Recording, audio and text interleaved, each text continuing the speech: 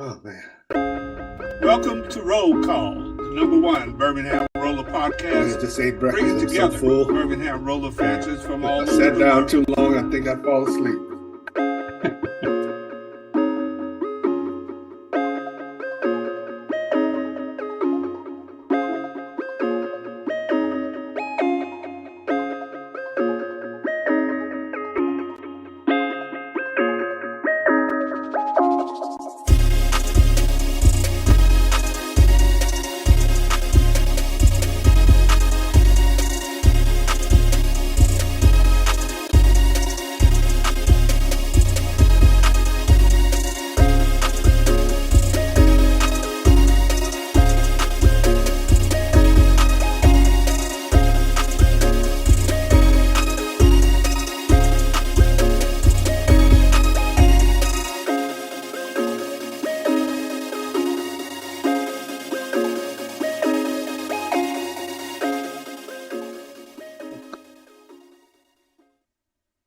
All right, everybody. Welcome to another episode of the Roll Call Podcast. Ray, how's it going? Good, good. Uh, I'm glad to be here today and glad to see Robert made it. Uh, I spoke to Robert at the convention. Asked him, boy, how long ago was that? Seemed like it was forever. Yeah. But spoke to Robert at the convention and asked him if he was interested in coming on. Robert is, are you a falconer or used to be, or I you still? am. I am. I've been a falconer for 24 years now. Wow, 24 years. And let's start the podcast off, Jerry, by saying um, that we don't want anyone to think by any means that this podcast is in reference to harming birds of prey or anything like that. Correct. This is for information that for most of us that fly pigeons.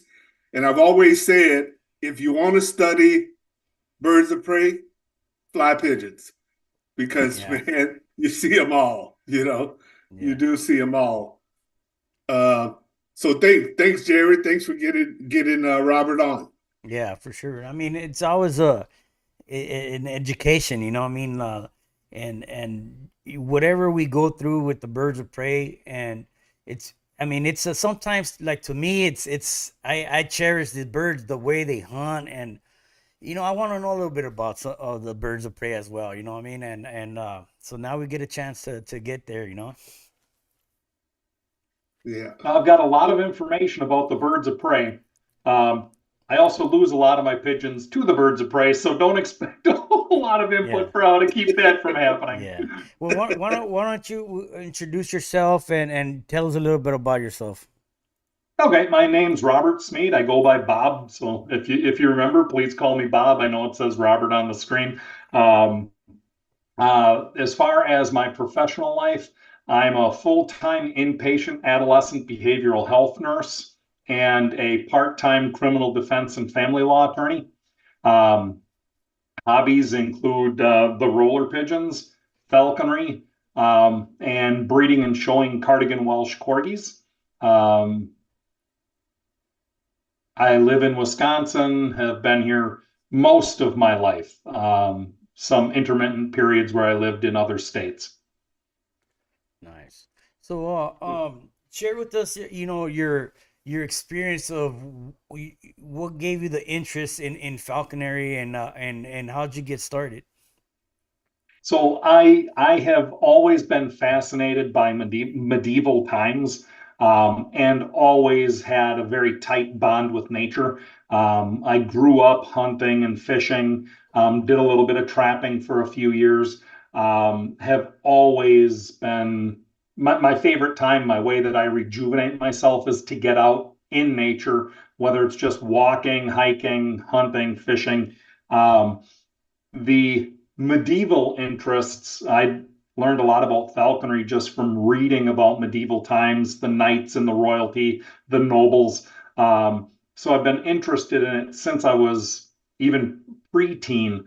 Um, it takes a lot to become a falconer, so I didn't really have the time and resources to study for the state and federal exam build my facilities, get everything set up until I was 32.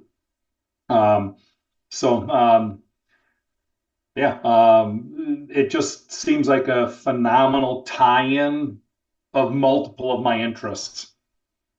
Now, how old are you now, Robert? 33? Thank you. I will be 57 in 15 days. Wow, nice.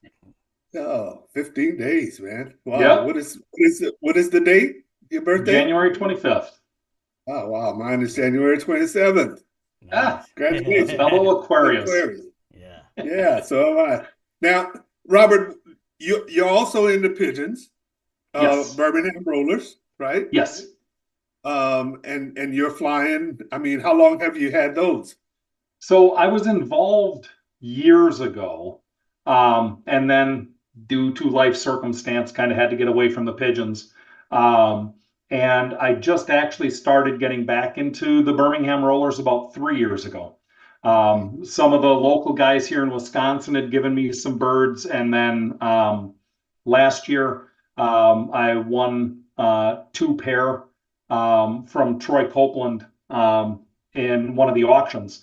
I'm focusing on those two pair really for building my kit. But I've got the other birds. Flying 4 or 6 birds, if a Cooper's hawk comes in, they're taking an important bird. So I'm kind of fleshing it out with other birds so that at least the ones I really like have a chance of not being the ones the Cooper's hawks get. Working off of those two pair, I've got one young hen that wound up doing phenomenal. So I've actually, even though she's not even a year old, I've taken her and added her to the stock loft because she was ripping off, 20 to 40 foot rolls, once or twice a minute, and really didn't want to lose her when I've got so few birds to breed from. Long term, once I've got a few more pair, my plan is going to be not to stock anything until it's flown a couple of years. But right now, I need to build a little bit of numbers for breeding. Yeah. Yeah. So you may realize as time goes on, that's one of the reasons we're talking about birds of prey. And birds of prey is a large group of birds, a really Absolutely. large group of birds. Commonly, myself, I'm in Washington State. I see a little bit of everything, all the way up to gyr falcons. Maybe twice in my life here I've seen the gyr, and I was shocked to see it. I didn't know what it was at first, and I was amazed. I was amazed at the size. I knew it was a falcon.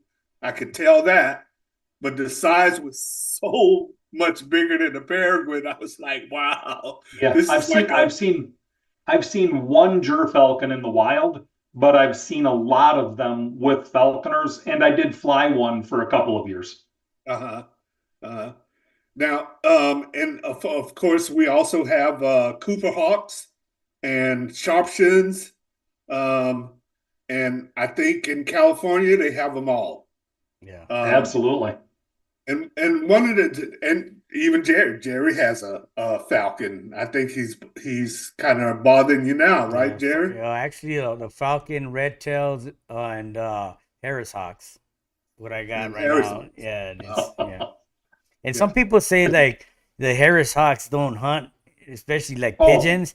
Nah, man, they catch them from the air, and but they're low hunters, you know. But they'll get you. They fly in abs packs. absolutely. And those Harris Hawks are pretty quick too. Red tails, I haven't lost too many birds to red tails. Every once in a while, I'll get one like when the birds come down and that red tail will come in low and pick them off the building before they trap in. But in general, though, most of your red tails aren't fast enough to catch most of our birds. Um, Harris hawks are definitely a lot faster than a red tail. They're not as fast as a goshawk or a Cooper's hawk.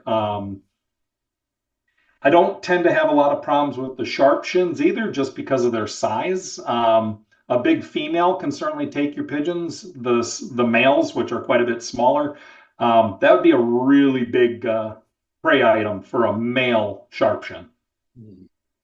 So commonly, the females in almost all the birds of prey are larger than the males, right? Correct. Yep. That's part of why when you look at falcons, falcon is technically a female peregrinator, and a male is called a tercel, Tiercel, because it's about a third smaller than the females on average. So let's talk about let's start with a peregrine, for instance. I personally have seen a lot of them in my days, and I came to a conclusion at some point that I had to change my fly time.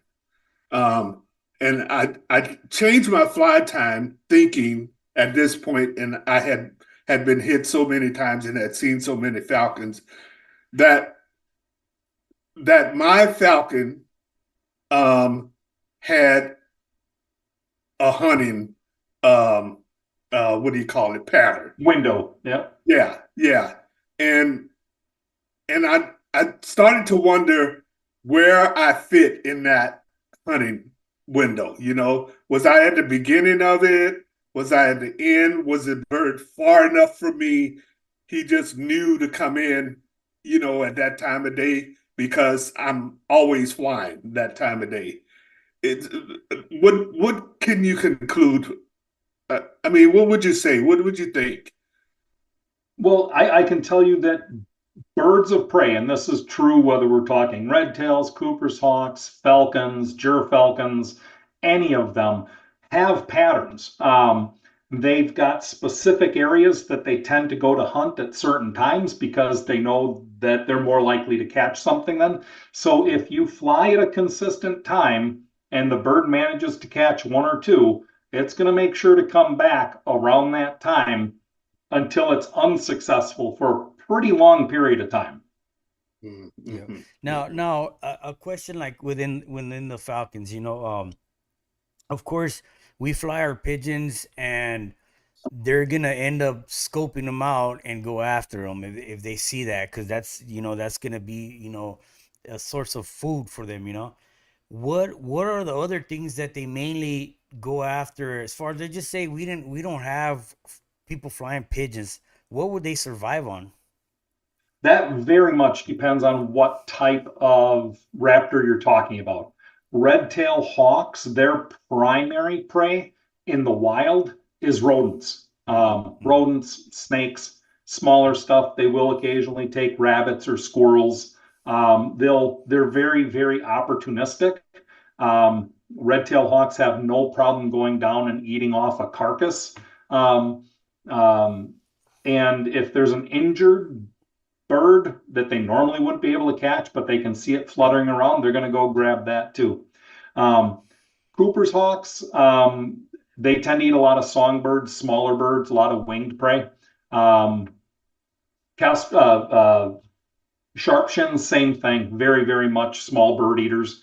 Harris hawks in the wild, again, a lot of rodents. Peregrines are pretty much exclusively winged prey, ducks, pheasants, doves, anything that's flying. Gerfalcons are very, very diverse. They will hunt from stoop where they get up nice high, take a nice high pitch, and they'll come down and pound aerial prey. But they also have no qualms about going into a tail chase or chasing down a rabbit that's on the ground. They are very, very diverse. Kestrels eat a lot of bugs. I've got a kestrel nest box maybe 50 yards from my pigeons. I've never seen them bother a pigeon. The pigeons are for the most part bigger than they are. I've never had one bother my pigeons at all. Now, are any of those let's say I have a local one. Are any of those what do you call it?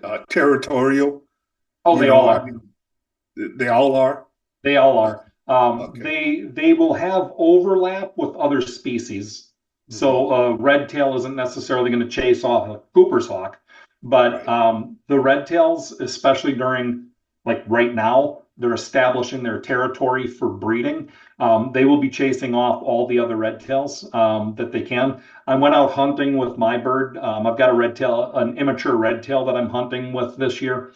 I've had her for about 9 weeks now. We just took our fifth head of game this morning, got another rabbit. When I put her up, a wild pair of red tails came over and were trying to chase her away. You yell, you scream, you make a lot of noise, and that will spook them away so we could continue to hunt. But yeah, when it comes to their own species, very, very territorial, Yeah, especially this time of year. I do a lot of yelling and stuff too. Uh-huh. My neighbors love it. Yeah, those I'm fortunate. I live way out in the country, so when I go to fly my birds, I'll actually take a pistol along with me and just shoot around into the ground if a Cooper's hawk is coming in, and that normally spooks them away. no, you say they're territorial, especially around this time when they start breeding. What's okay? Like, uh, let's just say, are these birds migrating within states, or they migrate to the United States from somewhere else? It that depends a lot on the species as well.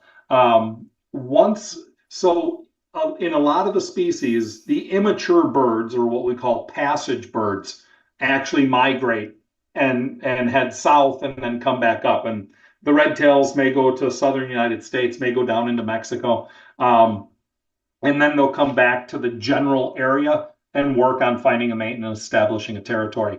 Some of the falcons have crazy long migration.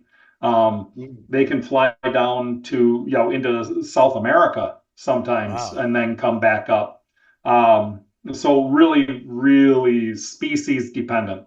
Once the red tails reach adulthood, they normally just stay in their area. The adults don't tend to migrate so much. Peregrines still do. Um, um, Harriers migrate regardless of age. So again, very dependent What are they on species. what are they chasing? The warmer climate? Yeah, yeah, their preferred prey. Okay. Um, you know, um, Peregrines, they eat a lot of ducks. The ducks migrate, they follow them. Mhm. So yeah, the smaller Merlins, again, small falcon. They eat a lot of songbirds. So regardless of age, the Merlins will typically migrate because they need to move along with the songbirds. Mhm. Obviously, we've got a lot of non-native small birds around now, starlings and sparrows and so forth.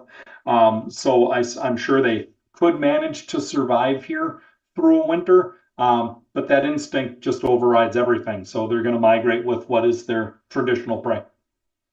No. Oh, so that's two good points there. It initially where we were talking about the falcon and its hunting, the way it hunts, its territory, um, and adjusting based on that. It it just came to me as a conclusion, a common sense thing, to do that, to change. And when I did make the change, it made a big difference. And now I saw it every once in a while, but not very often. Um, I just think in its hunting pattern, I was at the beginning of it. So any morning flies, I was going to get hit. Yeah. The other is in reference to Coopers, and you mentioned Coopers. They mainly eat songbirds. That's their number one. Of course, they will take a pigeon, because and especially the females. And I'll give you a good example since we're talking about Coopers. At my previous place, the first 5 years I was there, the the landscape was new. Everything was small. The trees, bushes, everything was small. And I rarely saw Coopers. Maybe one flying by, but nothing ever came in. And I was flying pigeons pretty hard at the time. Um, I'd say about the second year, third year, I had a female come in, and she took two birds in the spring, and then after that she left me alone. But she was around because I would see her all the time. Mature female, man, she was beautiful. Oh, aren't they beautiful Oh yeah, birds? she was beautiful, but I didn't have any other Coopers around. I think the territorial thing worked out. I saw that bird for almost 6 years. Every year in the spring, she would come. She would do the same thing. She would take two or three birds. As soon as the songbirds had babies, she would leave me alone. And then when she migrated, because she would migrate every year, when she migrated, she would take a couple birds before she left, just to let me know, Chunk up a little bit. yeah. But that's probably not uncommon, right? Not at For all. Not at all. Young songbirds are pretty easy to catch. Mhm. They're not as big as a pigeon, so they're not going to be as filling or so forth, but they're so much easier. And Cooper's hawks love to ambush. Some of my favorite flights I've ever seen with Cooper's hawks are on people's bird feeders as I'm driving by, and they will come zipping through backyards, barely pop over a fence, dip right Yeah. back down, clear the next fence, come around the building, and just rip a sparrow right off of their bird Yeah. feeder. It is People get so upset by it, but I find it fascinating Yeah, and so fun to that's what see. I like to see that because like those the Coopers, they know how to get around obstacles, and Mhm. versus like the Falcon, he'll spook your birds, turn around and catch speed and wham get you. Yep. But these Coopers, man, they're vicious down there, man. So it's interesting. Around here, I have never seen a Cooper's hawk stoop something, get up really high and teardrop down. And when we were over during the convention at Gabe Glenn's house, a Cooper's hawk came in a stoop, and I'm looking at it. It's like, man, that's flying like a falcon, but it doesn't really look like a falcon. And when Mhm. it got closer, I was really surprised to see it was a Cooper's hawk because I've never around here seen a Cooper's hawk stoop. They're always coming in low, but I guess it's a lot more open out there. Yeah, I So was gonna say, are you have an open area like he does? Because he's got probably no, more of an open area that the birds got to go after. You know what I mean? No, right? no obstacles. Yeah, But yeah. They do like their ambush though. and how Yeah. does it work? Like right now, they're breeding, and what? Sometimes what I notice is like when they migrate, they're hunting, but they're not too vicious. You know what I mean? It's when the Mhm. babies are here, man. It's And when and yep. and could you explain to us their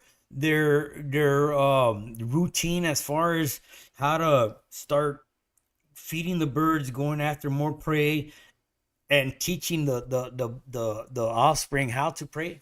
Sure. So right now, the only birds that would be like actively getting ready to nest would be great horned owls. They'll normally be on eggs by the end of January here. Um, here, the other birds are establishing their territories, but they won't be actively nest building and breeding for a few months yet. Um, so the female typically does all of the incubation of the eggs. The male does all of the catching. Um, from the time that the female starts actively incubating the eggs until the babies are old enough to keep themselves warm, Mhm. if mom's gone for a little bit. The male does all of the hunting. Um, and you think about how much it takes to feed two birds. One pigeon would be more than enough to feed two Cooper's hawks. Mhm. Now throw 5 or 6 babies into the mix. Um, so, I mean, the numbers really go up substantially for what they need to feed their young. Fortunately, they're needing to feed their young at the same time that the young songbirds and so forth are hatching and fledging and getting ready to start making their first flights. So sometimes that can take a little bit of pressure off of our pigeons, but Mhm. typically they need so much food that yeah, it becomes a really heavy time for them to be hitting us. Um, they will sometimes catch smaller prey, pluck it a little bit, put it in the nest when the babies are a little bit older, and let them start catching it. I mean, it's handicapped; it can't get away, but it's still alive. They jump on it, they grab it, they start pulling it apart, um, and then it moves from there. And typically, Cooper's hawks by 50 days, they're out of the nest, they're full grown. They'll still be food begging from mom and dad for a little bit as they perfect their hunting skills on all of the young stuff because they're learning, and so are the young things. Our birds, what we breed for is the roll. That's what makes them Birmingham rollers. Um, the problem is it kind of looks like an injured bird. Yeah. So I think compared to homers fly a lot faster. They don't have these tumbling things that make them look injured. So I don't think Homer. I flew homers years ago too. I certainly didn't lose nearly as many to birds of prey as I do my Birmingham rollers, um, just because they look injured and they're going to take advantage of anything like that. So by the time um, red tails typically fledge about 60 days. They're leaving the nest again, food begging for a month, maybe two. But come September, they're on their own. And a lot of them aren't real great at it. Either you guys know about what percentage of young birds of prey die in their first year? No, no. I, I know that it's a pretty high percentage. I It's don't about remember the number. There are multiple different studies out there. Most of them, if you average them out, come out to about 80%. So about 80% of young birds starve their first year. Wow. Wow. And Wow. so what's the norm on the amount of hatches, that they Yeah. have compared to the, let's just say, how many eggs are they capable of laying and how many normally hatch? That again can be incredibly variable on species. Red tails, typically three or four, goshawks, 3 to 5. The smaller you get, the more you get. I mentioned earlier, I've got that kestrel nest box right here on my property. For the last 22 years, all but 1 year, they've fledged babies. The fewest they've fledged was, other than the 0 year, the fewest they fledged was 3. The most they fledged was 7. Um, I've gone up and looked at a number of different goshawk nests. The most I've ever seen in a goshawk nest in the wild was 4. And sometimes it's just 1. Um, Mhm. and so, yeah, very, very species dependent.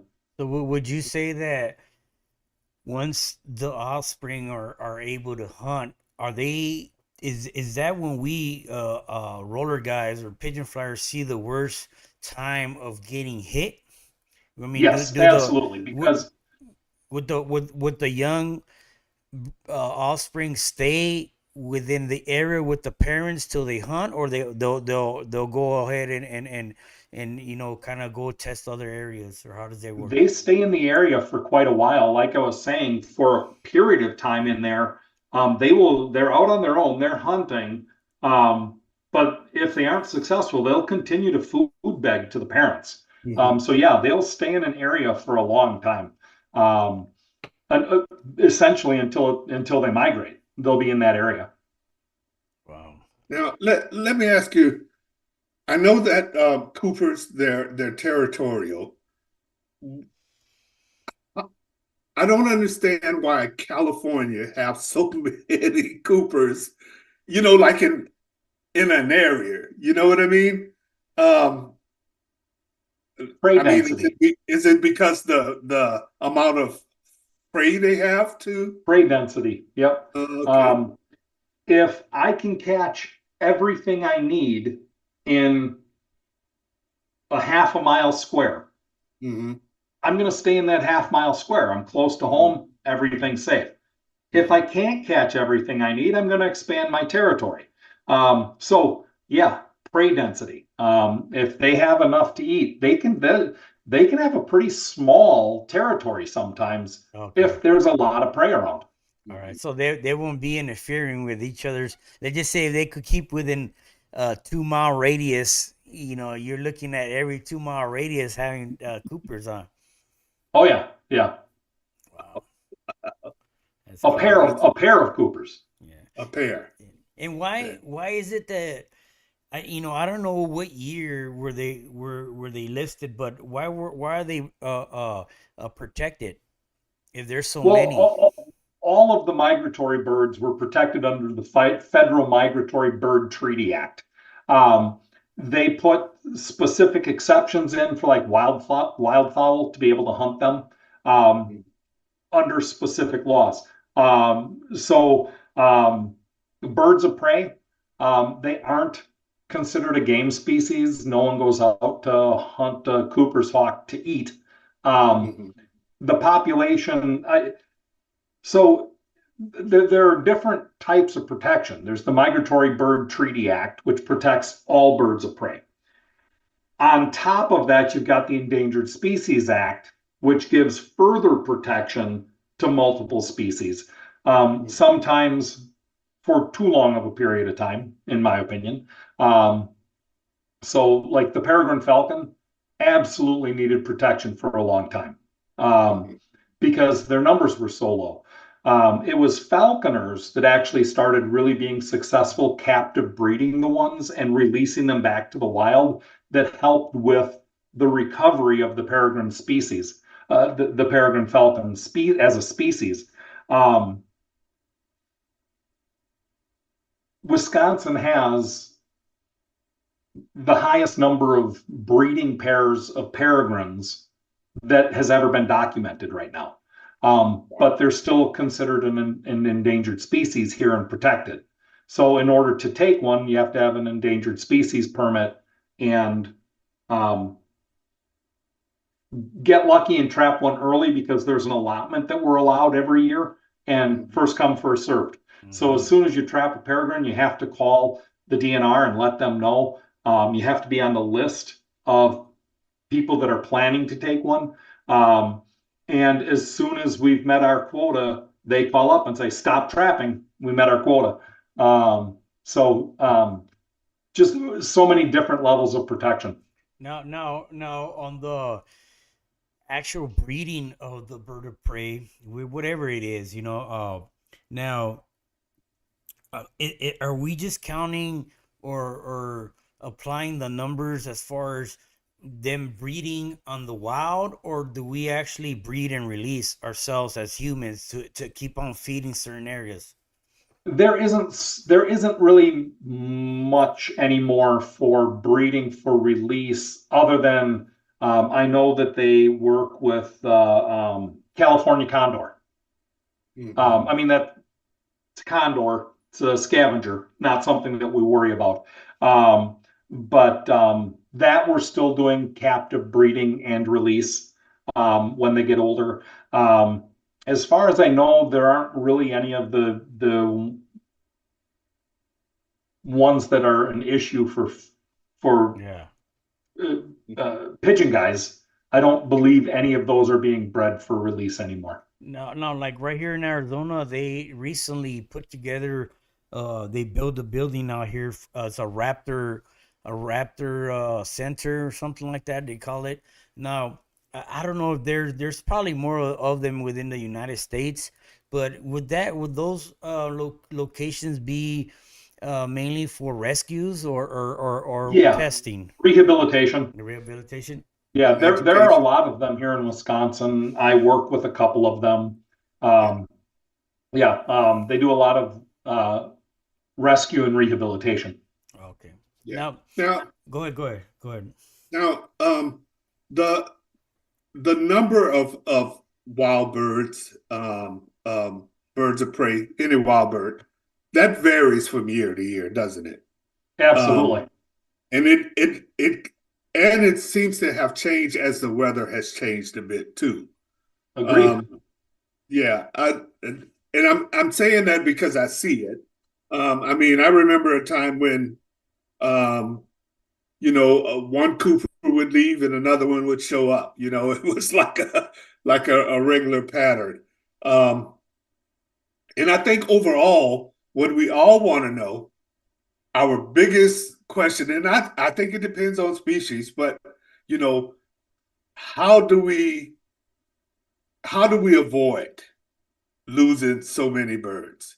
That's a hard question to answer. I totally understand because if you've got Coopers and you have peregrines, let's not even throw in a goshawk. Right. Um, your Yeah, it just You're going to lose varies. It birds. varies from year to year, right? Yeah. Oh, it varies a lot from year to year. It also varies a lot from bird to bird. Uh-huh. The red tail I'm flying right now clearly has taken rabbits before. Yesterday when I had her out, there was a squirrel about 10 feet away from her, just below her in the same tree. She looked at it, never went after it, could care less about it. My bird I flew 2 years ago absolutely was a terror on squirrels. Loved them. Another red tail. Mhm. So it really can make a big difference, not just on what species are coming in, but the individual bird. Some are just better at catching our pigeons.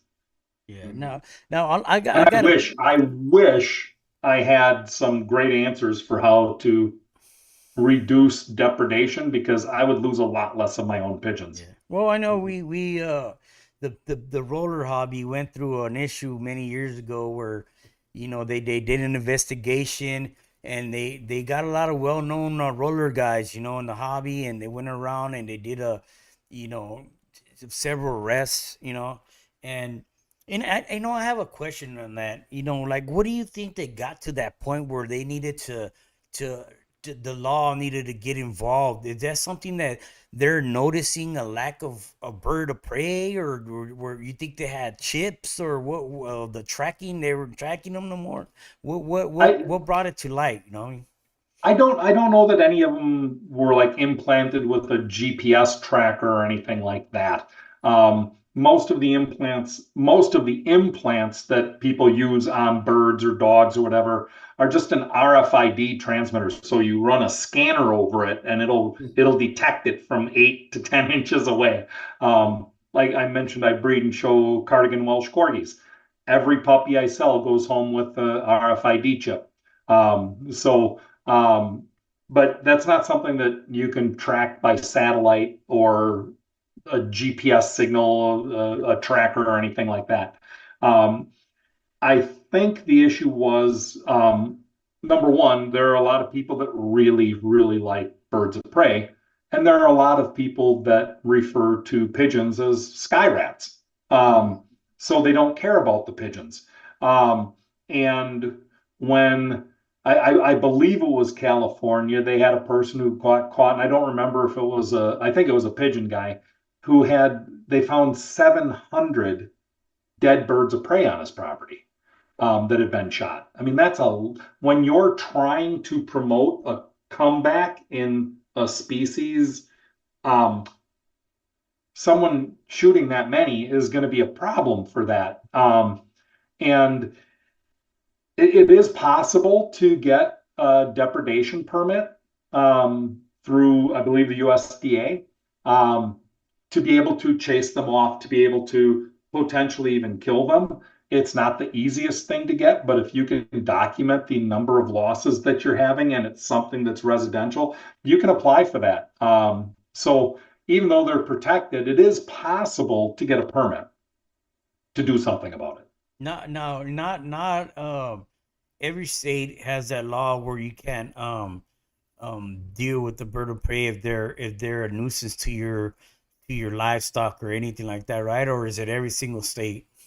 Every state, it's against the law to do that without, because they're federally protected. Mhm. So states can further tighten the restrictions, but they can't relax Mhm. federal restrictions. So because they're protected under the Federal Migratory Bird Treaty Act, it would have to be something that's done through the federal government. The states can't relax that. Nice. Well, there's a few things I guess that we could talk about a little bit. Like I said, I think most of us have problems with falcons. The majority of the people is falcons and coopers. Um, Falcons, like I mentioned earlier, sometimes you have to adjust your fly time. That can make a big difference. I did the experiment for myself. It proved to be real. Um, it is not all. It does not always work. Once a falcon has figured out you're there, he knows exactly where you are. He's coming, and he comes every time you let a bird out. Every Yep. time. That falcon is probably a bit closer to you than some others. Their nesting site. And most likely, yes. Yeah, Yeah, they're not it's going to fly probably 30 miles to get to you. yeah. So their nesting site is probably closer to you. And those there's not very much you can do is wait for them to because they don't just go away and you can go 30, 20 days without flying and on the 20th day when you let them out, it shows up. How, So yeah. How far is their scope the distance? site, Yeah, their sight. I don't know exactly. I am perpetually amazed. Like when I go out to trap a red-tailed hawk to hunt with or any other bird of prey, um, I am always amazed because I trap using a little mouse. And I am always amazed at the fact that that bird is 200 yards away, 2 football fields away, mhm. and it sees this tiny little mouse in the grass in my trap and just comes in a beeline to pound it. Um, their vision is spectacular, Mhm. but I don't know exactly how far they can see. How Well, fast? that's How fast do it hit you though? they hit hard. Um, are you talking peregrines or are you Yeah, talking because peregrine. peregrines are the fastest animal on the Because I mean, planet when they're in a I've seen stoop. him hit my birds, and boom, big cloud of feathers. You know what I Yep. mean? I'm like, man, that must have been a hard hit. You know what I mean? I've seen different studies trying to figure out the fastest, and I believe the fastest, like using radar, was 212 miles an hour in a stoop. Jesus. Um, and Wow. most of the time, when they're coming in that fast, they aren't binding to your bird. They're not grabbing it. They actually Mhm. close their feet and they punch it Oh um, wow. and break the neck, break the back, whatever. And then they flip up, come around, and grab it. Grab it. Wow. So yeah. Other times, if they wind up, they come in that stoop and they miss, and then they tail chase, and they'll catch them. Then they're grabbing them and riding them to the ground. You know, Mhm. I've seen it here, and then I've seen it in England when I went to England. But the falcon came in, wham, grabbed it, and he let it go, and the other one came, snatched it, and then that one bird went back and get some more. You know what I mean? Like they have a little tactic going on between each other, like a tag team. They do, but Yeah, that babies. actually sounds like a parent Mhm. training a young one. Probably had Oh, babies. that's what Yeah. it is, huh? Yep, that's what it sounds like to me. Oh yeah. Because they Yeah, will do that. Like I was saying, they'll grab them, take them up to the nest when they're still in the nest, and have them a little bit yeah. alive and Cause let them tear them they apart. even like scream at each other, like I Oh guess yeah, they understand each other. yep, Definitely they have babies when they're I've seen that quite a number of times. yep. Now the other situation that I could think of is when um when a peregrine is hunting and they're low enough where they can hear you, um if if you can make a rapid noise as they get close to the attack, a lot. Sometimes that will distract it just Absolutely. enough for the bird to get away. Yeah, yeah, Right. Yep.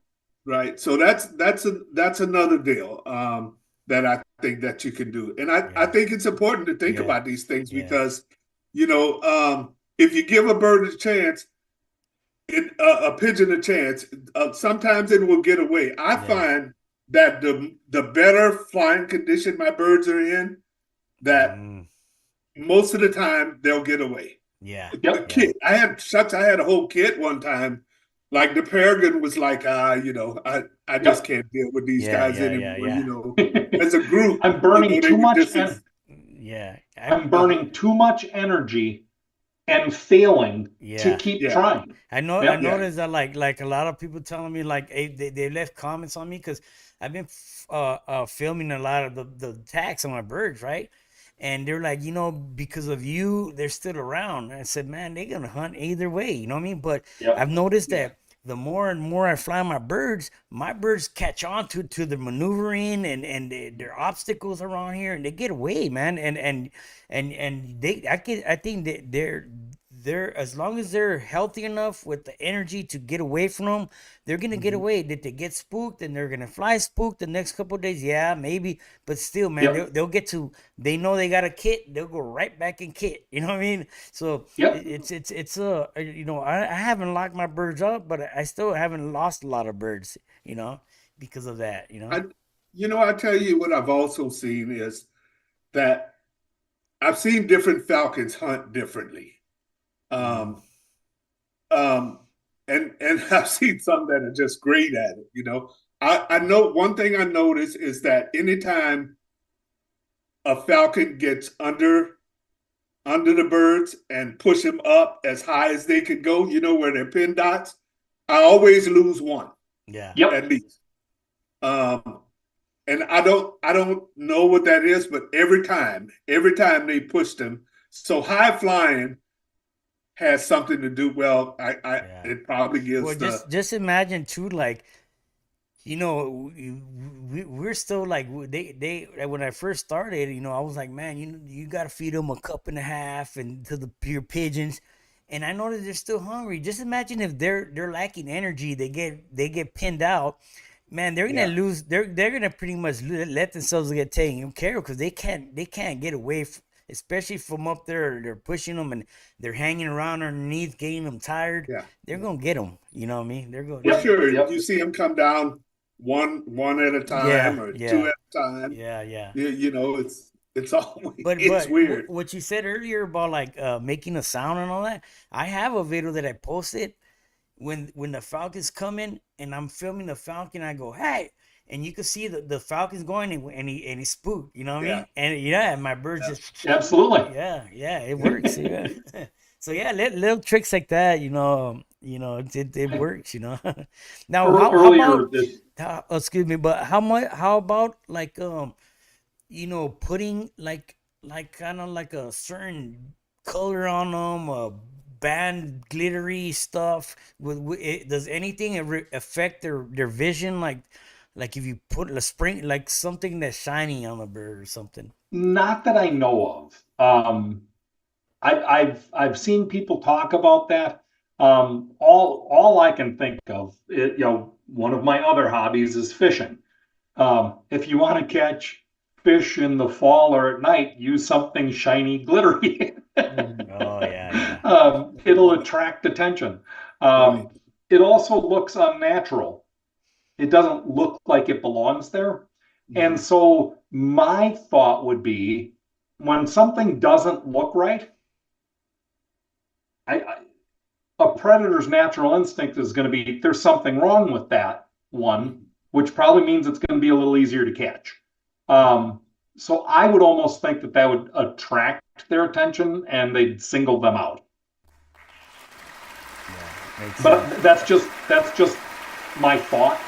I don't know that any studies or anything have been done on that. It's just the way I look at it.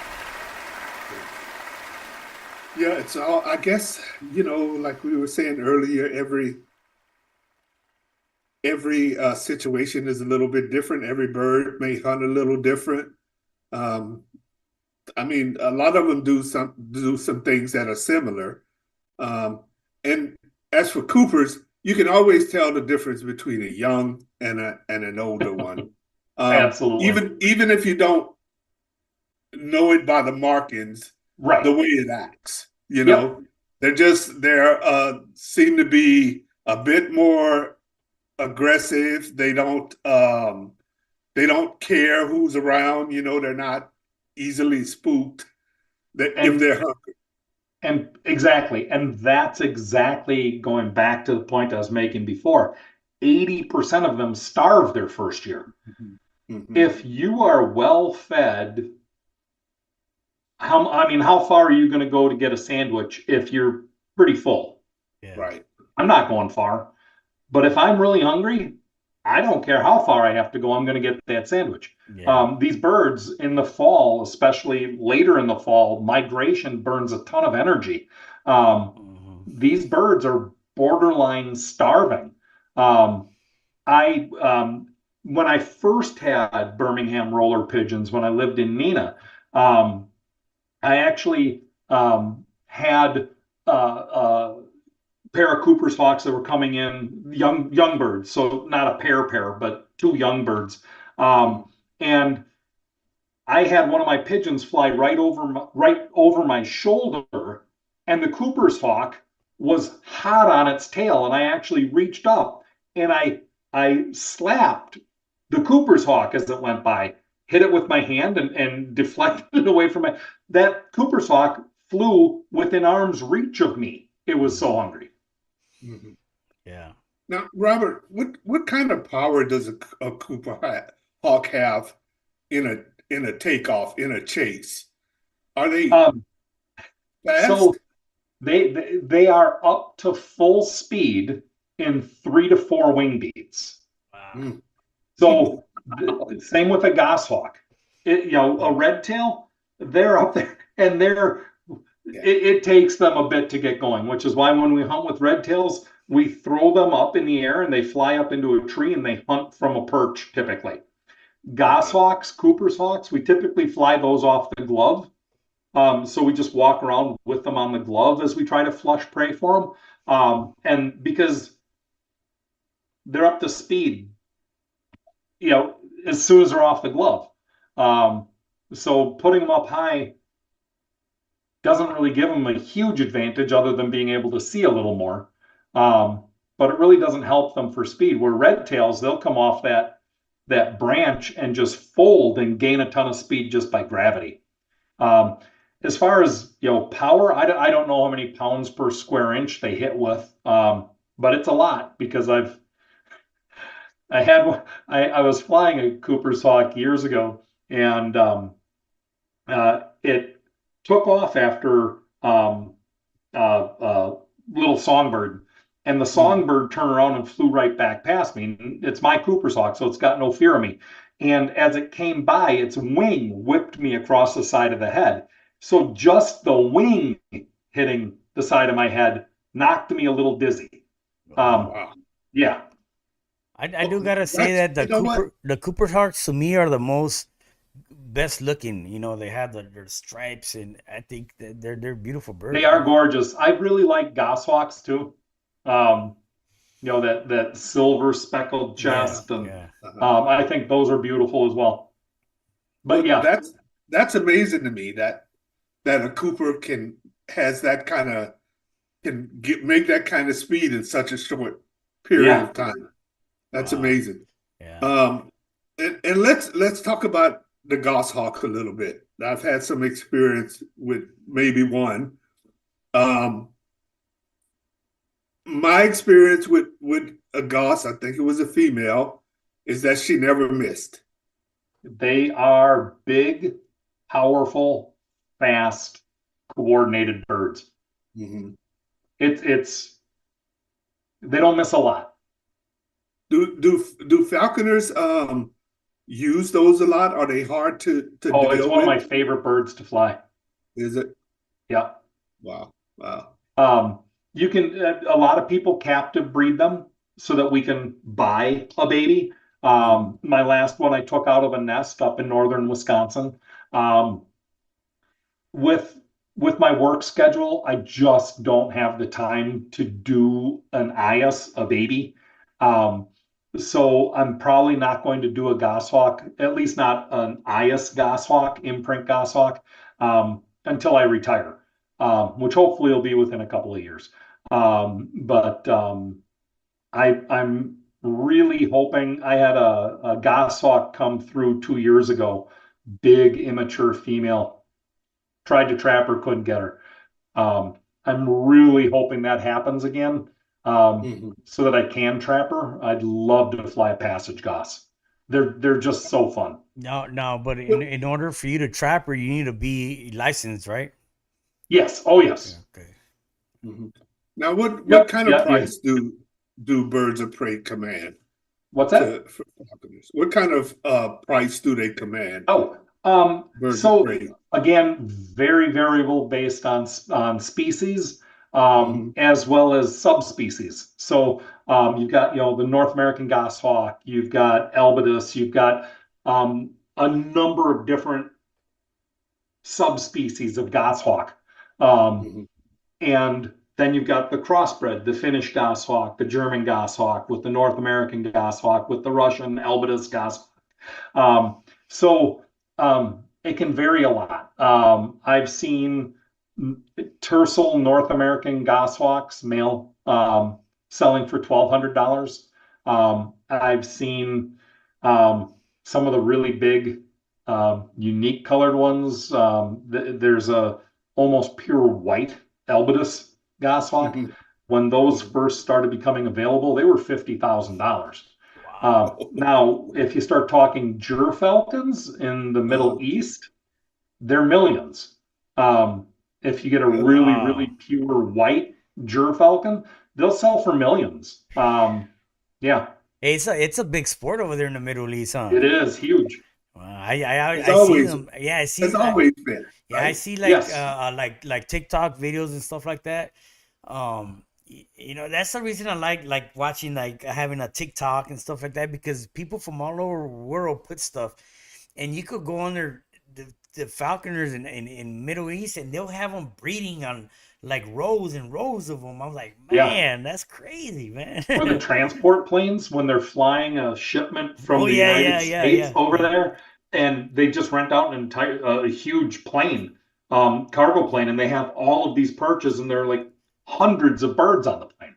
Yeah, yeah, that's crazy. Now there are more than one uh, type of peregrine, right? There are Yeah. different, uh, Yep. quite a few different ones, right? Yeah. There's tundras, and yeah, I mean there are quite a few. There are peels. Yeah, there are quite a few. What's considered a hybrid? Is it like a cross? Yeah. Yep. So how Um, is that a human thing that they did, or how did that come so across? it tends to be more something that humans do. There are, um, every once in a while, one of the banding stations will trap a bird. So they do a lot of research with them, and so there are banding stations where they trap during migration Mhm. and put bands on them. So that's how we have an idea of survival rates and so forth. Um, and every once in a while, they'll catch a natural hybrid between two different species, but most of them are done um, by people. Well, what what Like the what German what peregrines. exactly what exactly is a hybrid? Is two different falcons, or like a hawk mixed with a falcon? Um, so hawks and falcons are distinct enough where they really can't. Um, Mhm.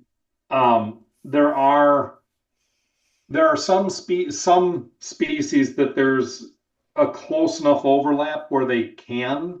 Um, but like Jur peregrines, Jur Merlin peregrines called purlins. Um, there's red tail Harris hawk hybrids. I believe there's a red tail ferruginous hybrid.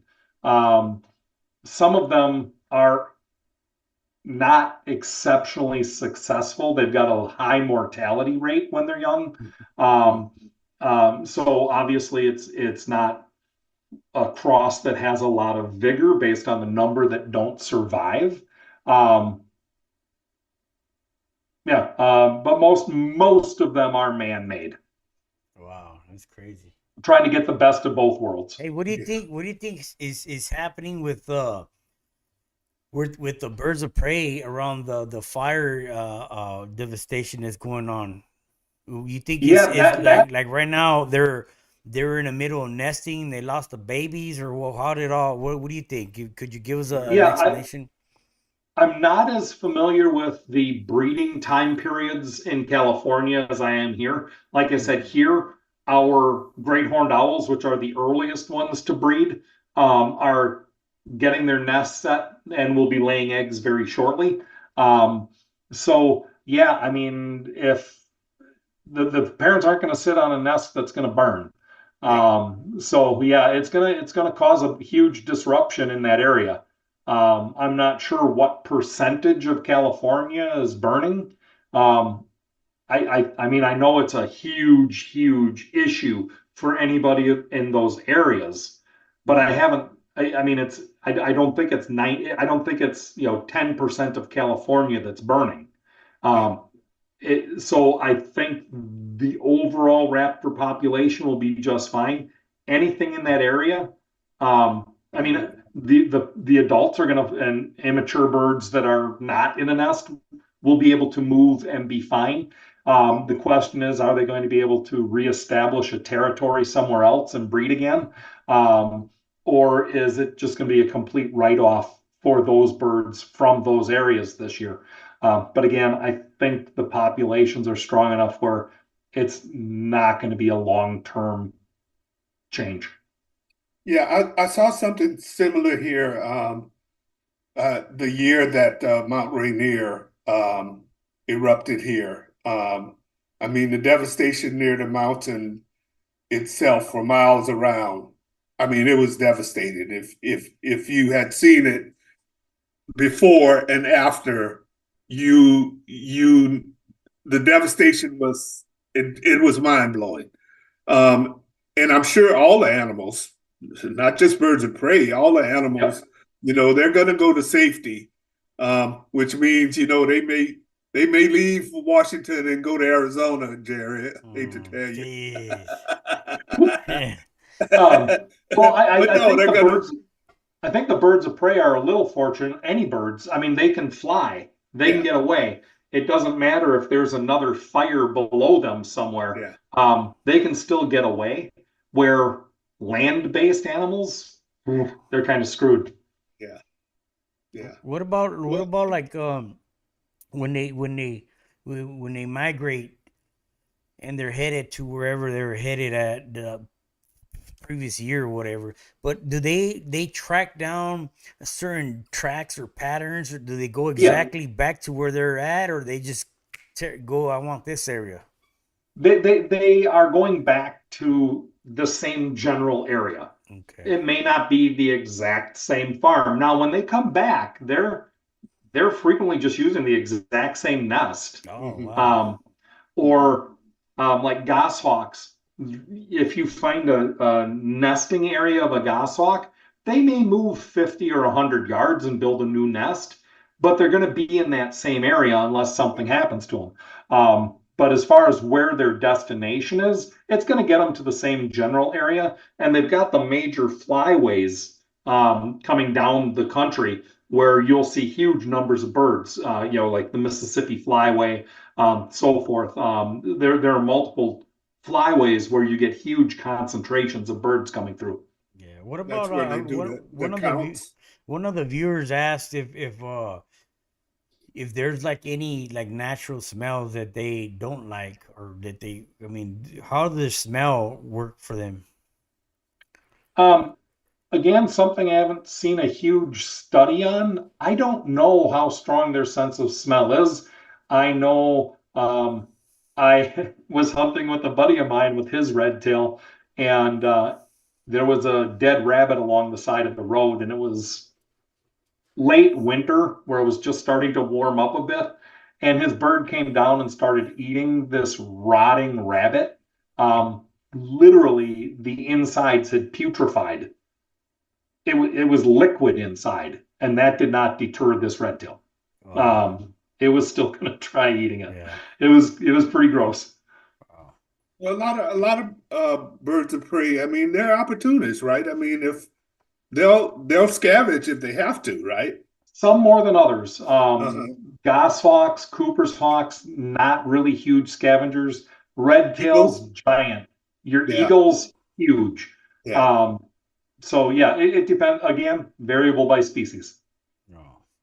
Well, I gotta say, I mean, a lot of just talking about this kind of helps. I think, Jerry. Yeah. I think what helps is if you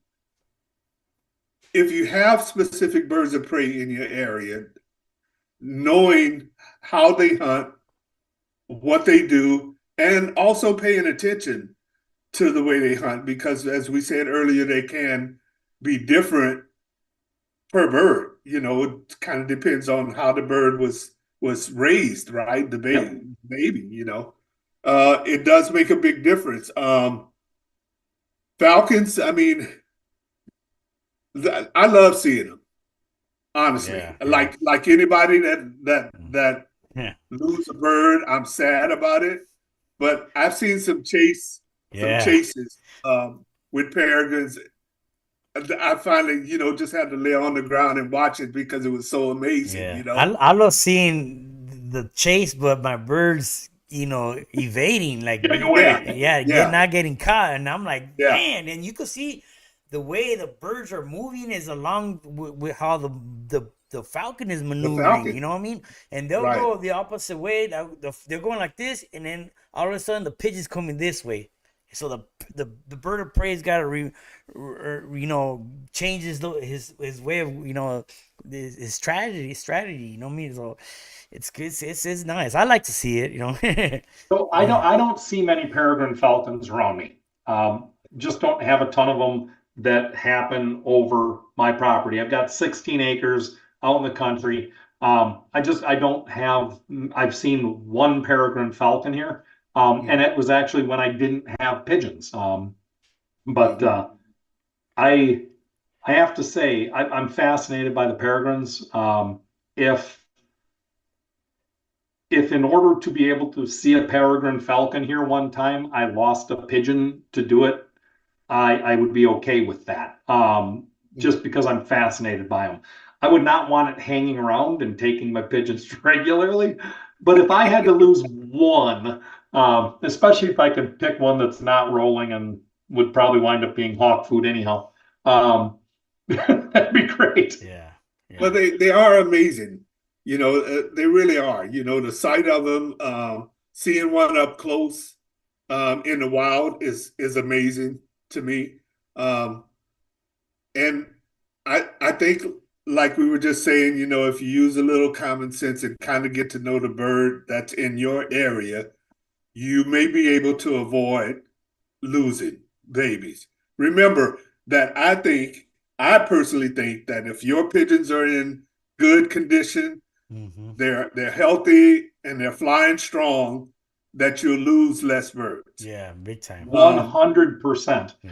You're yeah, still going to lose some, you're especially gonna those lose some. Cooper's hawks. When they come Yeah. flying around the side of your loft toward your kit box as your Yeah. birds are coming down, those birds that are just landing on top of the kit box to Mhm. trap in, they have a hard time evading anything that surprises them as they're landing. Yeah. Yeah. That's where there's not a whole lot you can do about it other than be out there Be out and there. make noise. Yeah. Right. Um, Well, um, one thing I'm trying to do right now is, and it's starting to work more and more every year, is the ability of cultivating a higher percentage of good pigeons. You know what I mean? Good Mhm. performing pigeons, to where if they take one, it's not gonna hurt you because you got a lot more of that. You know what I'm saying? Right. And that's what I'm trying to do, and keep on flying within, the bird of prey, or whatever. You know what I mean? And because every year I need to trim down anyways on the, what I'm saying. So I mean, it's a good. I mean, and you know what? Within days, I noticed that within days of not getting hit, they're not scared no more. They're flying with the kid again. Then you can start Yeah, training them with the feed yeah, and get them where you want him. So, yeah, but you know what? They're not sitting in a cage in a coop. They're muscles. They got muscle. They're lean. They're athletes. You know what I mean? Versus trying to lock them up for so long and then flying them and I just like to fly them anyway, so I mean I like to see yeah. that. Yeah. Yeah, What? well, I mean, we were talking about California, for instance, and the pressures that they say they face. Um, I mean, it is a big deal when you go from losing 30 birds a year to maybe four or five. Yeah, yeah, yeah. Um, in my honest opinion, for me, here in Washington, some of it is my fault. Some of it is my fault because I know if I fly at this time of year during migration, I'm going to get hit. Yeah. Either spring migration or fall migration, I know I'm going to get hit. Um, it's not 100% chance that I'm going to lose a bird, but I know I'm going to get hit. So if I happen to lose a bird, and Jerry and Bob, it's always a good one. Take they never they never Yeah. take the ones you're saying I got to get that damn bird out of the Yeah. kid. Yeah, that's That's not true. the one they ever take. Yeah, that's They true. always take you good ones. Yeah. I I think that it's important, that we understand, that the birds of prey they have to eat too. Yeah. Um, Yeah. and there's nothing that we're ever going to do that's going to 100% stop them. Um, but if you get to know them, that's why we have Bob on. If Yeah. you get to know that specific a Cooper or your Falcon, you will probably be more educated Yeah. on how to avoid losing a lot of So birds. on that same topic, the big female coops that I have here, um, if I have my birds flown and trapped in by 10, Hmm. I have not been hit. Yeah. Now, life doesn't always allow me to do that. Mhm. And if I'm going to get hit, it's when I'm flying between 10 and 1. Right. Um, But so you know yeah, that. yeah, I do. But Yeah. to me, it's worth putting them out and hopefully be able to scare the bird off without losing one of my pigeons. Yeah. It's important to fly them. Yeah. So How far apart do you I, have your pigeon with the falcon or your what was bird of that? prey? How far apart do you have them? In their living conditions, Oh, their So housing. Yeah. it's probably 200 yards from Oh, my okay. pigeon loft to my mew where I have my hawk. Okay. Um, um, And as a falconer, are you required to have a certain size of a housing? you are, yeah, yep. And mine's way bigger than it needs to be. I actually, if when this one eventually runs down, I've had it for over 20 years. Mm, When it eventually runs down, I'm going to very much change what I have. Um, I made the chambers way bigger than I need, way taller than I need. So my new design will be very, very different from what I currently how do have. you find the time to like you flying pigeons takes a lot of time, and I know that having being a falconer is also take time. You got to train. I mean, what kind of time do you have for all that? I don't sleep enough. I, Seriously. Um, the days that I have to work at the hospital, I can't really do much. I feed the pigeons, I feed the hawk. Um, What are Otherwise, you feeding the hawk?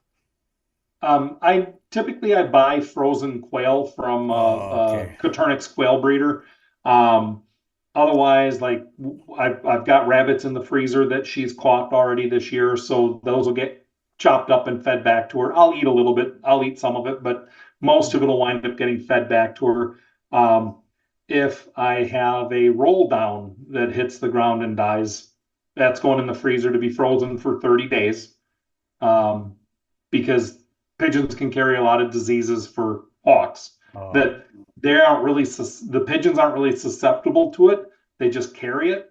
But the hawk would be. But freezing it for 30 days, that should take care of any of those. So, Oh, okay. but Gotcha. yeah, scraps, I deer hunt. So So what's your scraps from those. strategy of training? Like, how do you train for a live animal? Like, how does the hawk know that you're gonna let it go and he's gonna look for something and grab it and bring it back to Instinct, you? instinct. They don't bring it back. So my bird right now, the bird I'm flying right now weighs 43.1 ounces when she's at hunting weight. So almost 2.5 pounds. The rabbits weigh more than that. I mean, some don't, but a lot of them do. So um, I put the bird up, we stop the field, we flush a rabbit, and the bird catches the rabbit. Um, the way a hawk kills a rabbit, um, they start eating and they eventually eat an important part and the rabbit dies. Um, when I'm doing falconry, the hawk catches the rabbit and I go up and I dispatch the rabbit. And then I'll trade her off to a lure that's got quail on it. And right now we caught our fifth head of game today. I'm not going to be able to hunt again until Wednesday, and I'm going to start working on taking multiple prey at a time. So Wednesday, I'm hoping we'll catch a rabbit fairly quickly, and I'll trade it off to just a little bit of food, and then put her back up, and we'll catch another one, and then I'll trade her off to a big feed. Gotcha. Um, But first, but do you have to train them to kind of be with you at all times so that it won't grab a feed and take off on you, or how long does it take? that is absolutely part of the training. Yeah. So how long does it take? I mean, does it gotta be a young bird, or could you do it train an adult bird? So I like I mentioned earlier, I've worked with rehabilitators and I have trained an adult red-tailed hawk. I didn't find that training substantially different from training a young bird. By law, we can only take immature birds that hatched that year. Mhm. Um, so the bird I have right now probably hatched May or June. Um, and as far as how long it takes to train can vary a little bit based on how much time I have, um, what's going on. This year, I got slowed down. I needed to go pick up one of my corgis from Alabama. And so 3 days after I trapped this bird, we went on a 3-day road trip. That's not the best way to train a new bird. I Uh, struggled to get her to eat enough while we were on the road. She ate it, but she didn't really learn anything, and it set her back for probably a week. My very first red tail I ever trapped, we trapped him December 7th. We were out hunting December 23rd. mm. We caught our first head of game Christmas morning. So 18 days from being a wild bird to catching game Wow, with me. nice. Um, Average is probably 4 or 5 weeks for a red tail. Yeah. How many do Do you they have? imprint on you That's or cool. something, Robert? No. If you take them out of a nest, then you get an imprint. Um, Mhm. they learn to tolerate you. Mhm. And I always like to say they don't really become affectionate towards us. They're solitary birds for the most part, unless it's breeding season. Um, Yeah. so it's all food response. So it's operant conditioning, getting them to respond the way we want them to respond for a food reward. Um, How many could you handle in one time? Like like us, you're gonna breed as many kits that you could fly, and I mean, do you have um, several ones that you go out with? I only have one. Okay. Um, um, I'm going to keep her. The way she's doing amazing right now. I'm really enjoying this bird. So I'm thinking I might keep her for a second year. A lot of times I'll trap a bird, trap a red tail in the fall, train it, hunt it through late fall, winter, early spring, and then release it in the spring. Um, So release it and for then in the good? fall, Release it for yeah, good? Oh, Back okay. in the yep. wild. Okay. And then in the fall, trap a new one. Oh, Um, wow, that's cool, man. um, I think I might keep this one for a year or two.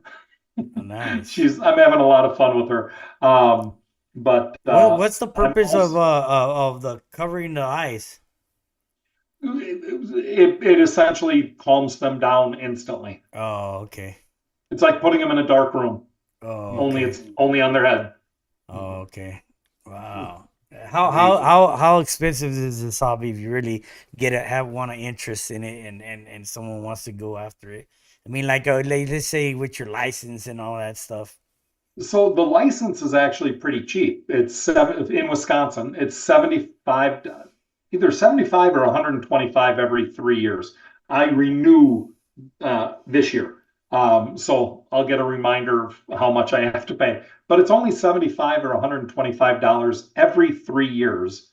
And it includes my small game permit. So I can hunt rabbits and Oh, squirrels. that's pretty If I cool. want to hunt ducks, then I have to get a duck stamp, stuff like that.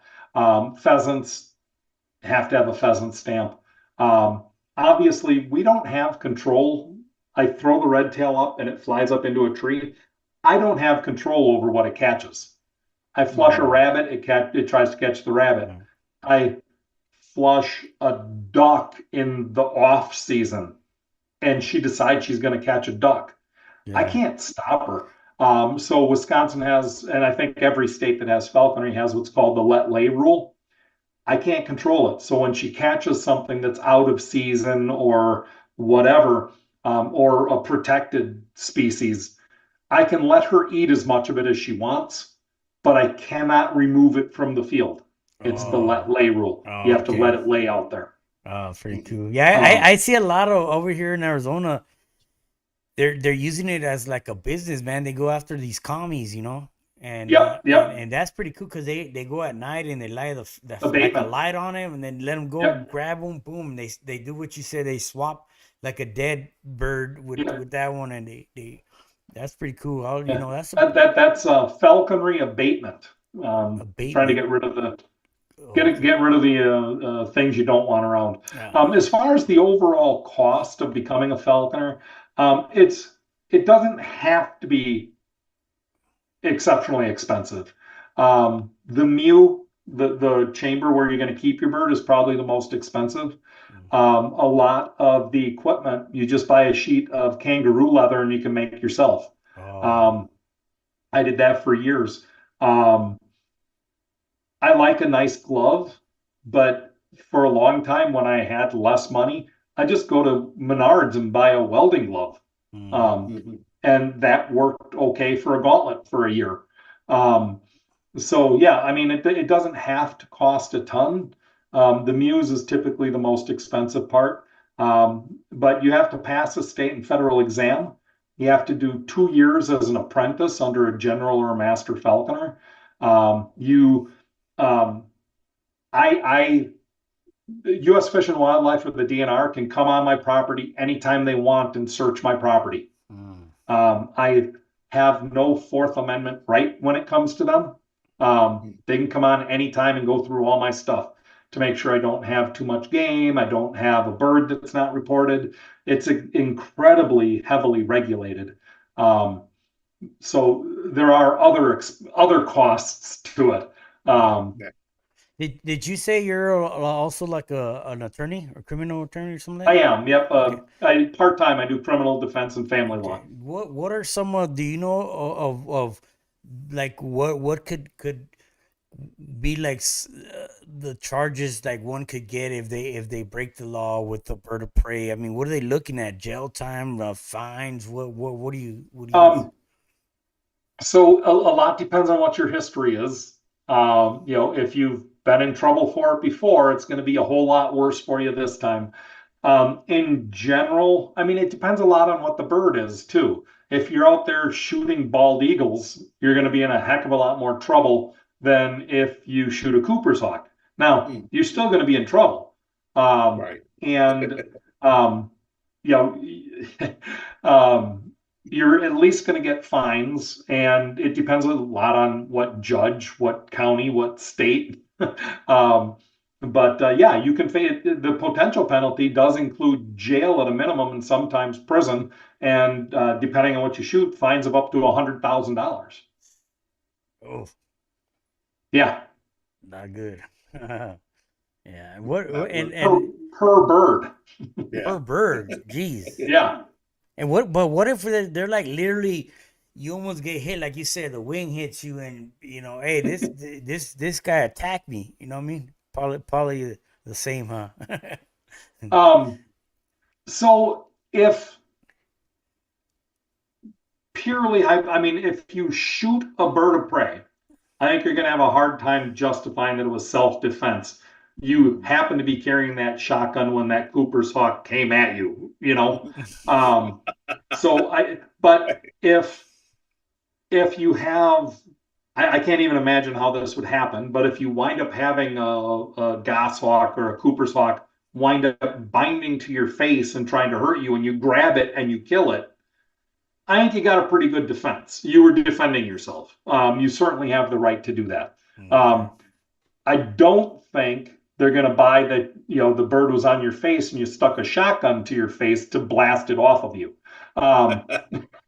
That doesn't seem like a reasonable response unless you really don't care if you get yourself pretty Well, good. I mean, I just putting it out there. We need to be careful because what went down already a few years ago, and that was Yep. it was like a they were going after a kingpin. You know what I mean? It was like that. Yep. That's serious. Mm-hmm. It The is. Yeah. SWAT team Bob, came in. Yeah, you did mention that there are legal ways to do it. If your problem is Is so aggressive, consistent, there are regular. people. Yep. Yeah. So probably even with falcons, I mean, you probably could get a falconer to trap Trap and relocate. and It would have relocate. to be during oh trapping yeah, season. Yeah. yeah.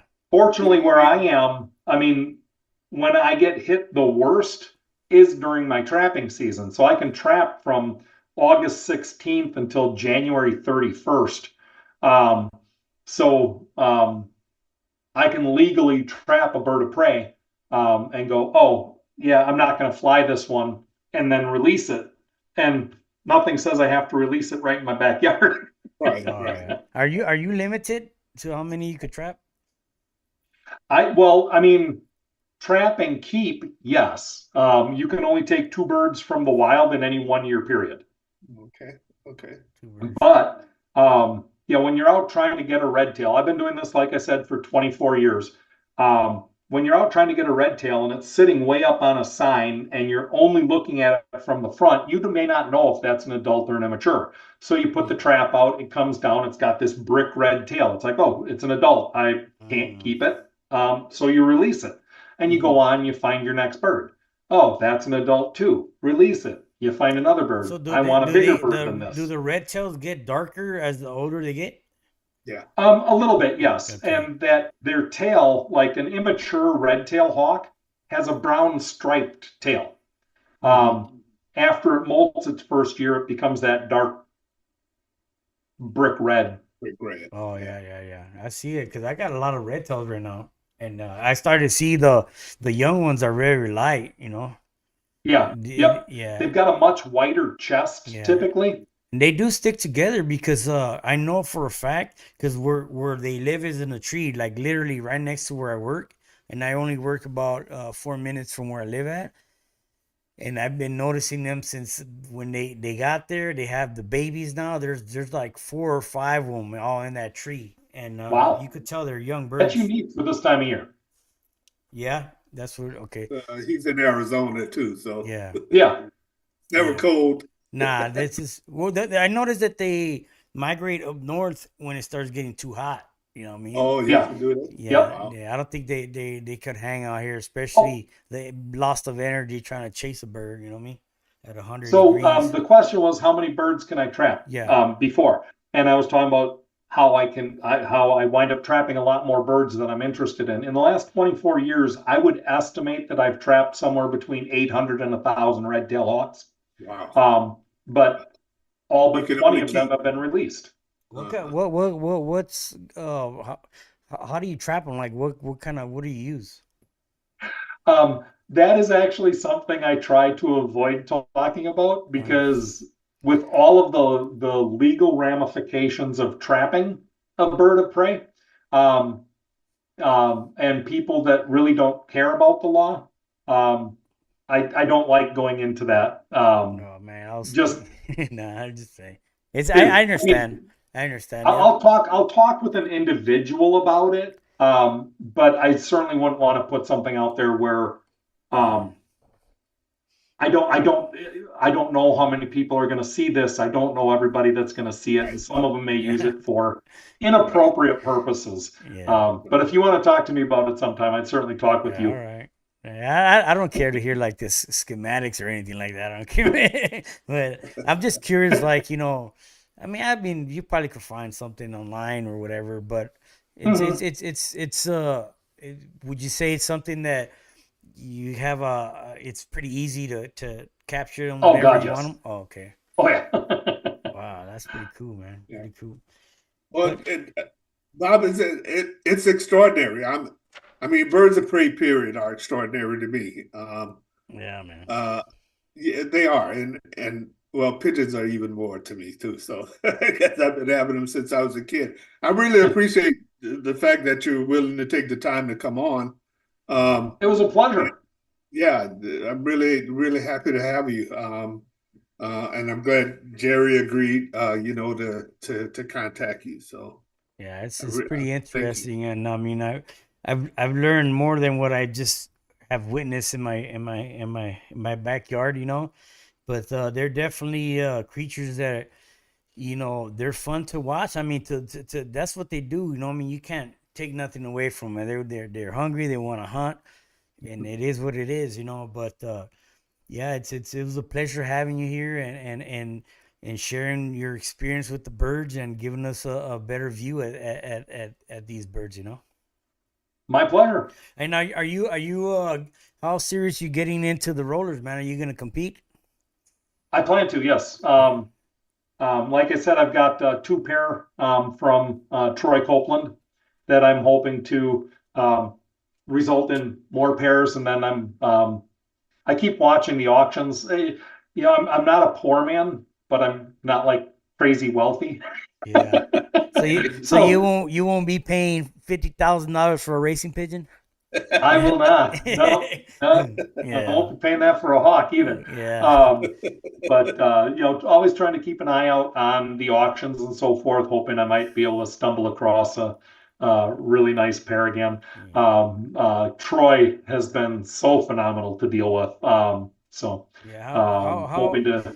could somebody contact you? I mean, do you got a website or something? Somebody's interested in learning more about the BOP, hawks and falcons. Um, so my email is Bob, as in Sam or Smeed, 346 at AOL.com. I do have a website for my dogs. It's pondsidekennels.com. But it doesn't have an email really associated with it. It's just bobs346 at AOL.com. I love talking about the birds of prey, so I will even put my phone number out there. Anyone is welcome to call me anytime. It's 920-450-7488. Call, text, email, whatever. If I'm available, I'll answer. And Well, if it's a text, I'll answer as soon as I can. right on, Bob. Thank you so much for joining us, all the viewers for tuning in, and we'll see you next time.